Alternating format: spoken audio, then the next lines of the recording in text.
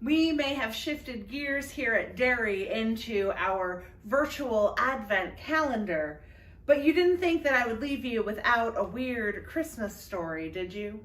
So let's get to it on this edition of Weird Bible Stories with Pastor Pam. My favorite characters in the biblical story of Jesus' birth are the angels. They bring the messages from God. They bring glad tidings of great joy. And they start all of their greetings by telling people not to be afraid. The angel Gabriel tells Mary, "Do not be afraid." The angels who greet the shepherds start off by saying, "Do not be afraid." Zechariah, the father of John the Baptizer, is greeted by an angel who tells him not to fear. But why? When people think of angels, we often think of how they're portrayed in classical art. Like in this painting called Song of the Angels, painted in 1881 by William Adolphe Bouguereau, or like the angels in this piece, found in Rome's Basilica di Santa Maria Maggiore and painted sometime between 432 and 440. Or perhaps you're more like me and you think of pop culture angels. Maybe it's the late great Alan Rickman as the Metatron in Kevin Smith's 1999 film Dogma. Or this group of angels from the amazing television adaptation of Good Omens, based on Neil Gaiman and Terry Pratchett's book of the same name. Or, my personal favorite, Richard Speight Jr. as Gabriel, one of many angels portrayed in the TV show Supernatural. Why are these generally mild-looking creatures telling Mary and the shepherds not to be afraid? The answer to that might surprise you, and it's hidden in plain sight, sprinkled throughout the Bible and mostly ignored by artists and Hollywood for centuries. We'll start in Isaiah chapter 6, verses 1 through 3. In the year that King Uzziah died, I saw the Lord sitting on a throne high and lofty, and the hem of God's robe filled the temple. Seraphs were in attendance above God. Each had 6 wings. With 2 they covered their faces, and with 2 they covered their feet, and with 2 they flew. And one called to another and said, "Holy, holy, holy is the Lord of hosts. The whole earth is full of God's glory." Okay, so not like any of the pictures we just looked at, but still not necessarily scary. So let's keep digging.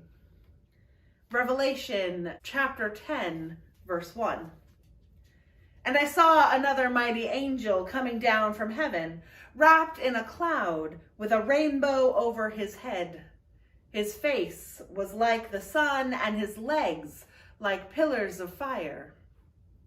Again, while the legs like fire are definitely intimidating, the rest of this angel isn't what I would call scary. So let's keep going. This time back into the Old Testament, into Daniel chapter 10, verses 5 and 6. I looked up and saw a man clothed in linen, with a belt of gold from Uphaz around his waist. His body was like beryl, his face like lightning, his eyes like flaming torches, his arms and legs like the gleam of burnished bronze, and the sound of his words like the roar of a multitude. I had to look up what beryl is. Apparently, it is a gemstone that is often an aqua or green color. So we've got a humanoid with green skin, or maybe skin like burnished bronze, a face like lightning and eyes like torches. Okay, definitely starting to understand the do not be afraid thing, but even though this isn't like anything you or I have probably ever seen before, It still feels like something that I've encountered in a fantasy novel or in one of my Dungeons and Dragons games. These last two scriptures, though, are where things take a turn from weird into really weird. First, a passage from one of my go-to books of the Bible for weird Bible stories, Ezekiel. In the middle of it was something like 4 living creatures. This was their appearance. Each had 4 faces, and each of them had 4 wings. Their legs were straight, and the soles of their feet were like the soles of a calf's foot. And they sparkled like burnished bronze. Under their wings on their 4 sides they had human hands, and the 4 had their faces and their wings thus. Their wings touched one another. Each of them moved straight ahead without turning as they moved. As for the appearance of their faces, the 4 had the face of a human being, the face of a lion on the right side, the face of an ox on the left side, and the face of an eagle. Such were their faces. Their wings were spread out above. Each creature had 2 wings, each of which touched the wings of another, while 2 covered their bodies. As I looked at the living creatures, I saw a wheel on the earth beside the living creatures, one for each of them.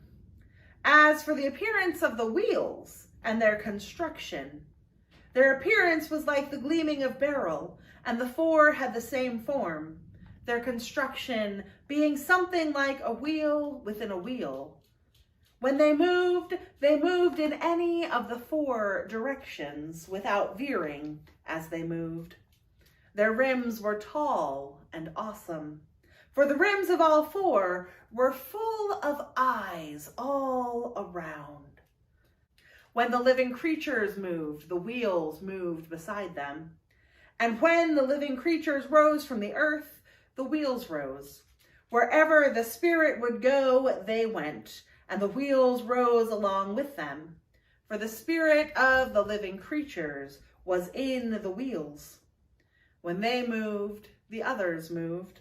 When they stopped, the others stopped. And when they rose from the earth, the wheels rose along with them. For the spirit of the living creatures was in the wheels. And from Revelation again, this time the 4th chapter. Around the throne and on each side of the throne are 4 living creatures, full of eyes in front and behind.